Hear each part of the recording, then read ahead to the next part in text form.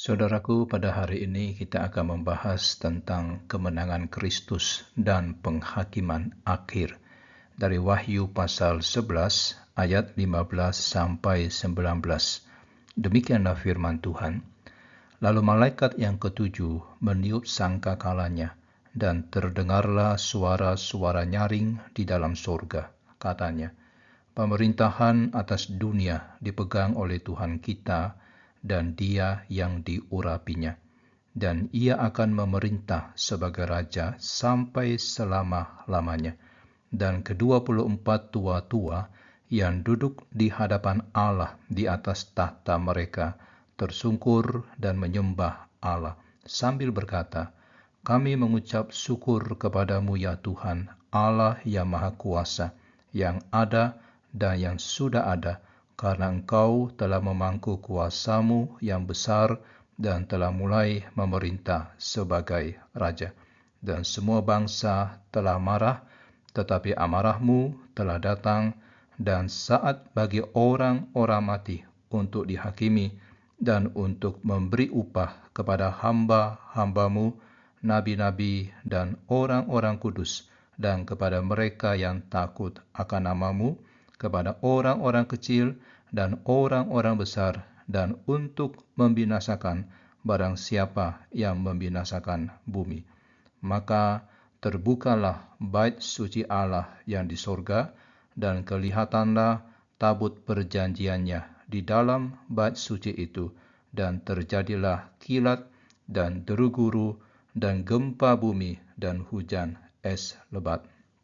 Saudaraku, bagian ini Wahyu 11 ayat 15 sampai 19 adalah bagian penting dalam narasi kitab Wahyu dan menggambarkan peristiwa saat malaikat ketujuh meniup trompet yang ketujuh, menandai akhir sejarah dunia dan dimulainya pemerintahan kekal Yesus Kristus.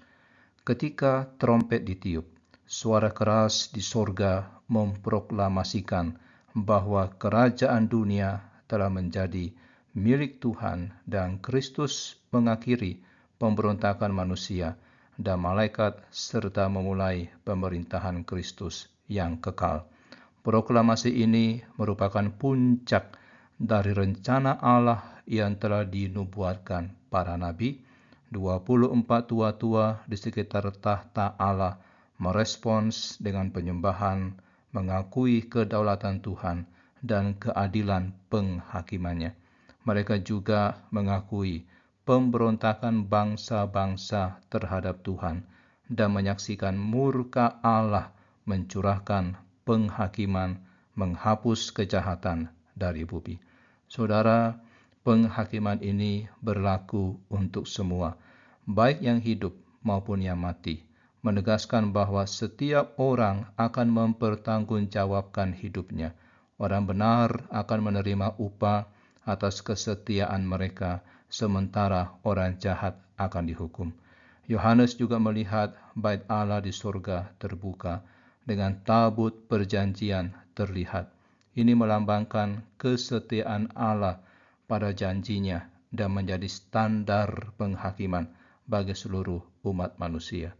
Saudara, fenomena alam yang dahsyat yang menyertai penglihatan ini menekankan kedahsyatan dan kekudusan hadirat Allah. Pesan dalam perikop ini adalah tentang kedaulatan mutlak Tuhan, penggenapan janjinya, dan kemenangan akhir kebenaran. Bagi jemaat awal yang mengalami penganiayaan, pesan ini memberikan harapan, memberikan kekuatan bagi mereka untuk tetap setia. Dan bagi kita saat ini mengingatkan kita untuk hidup dalam kekudusan dan kesetiaan, menantikan kemenangan akhir Kristus dan pemerintahannya yang kekal.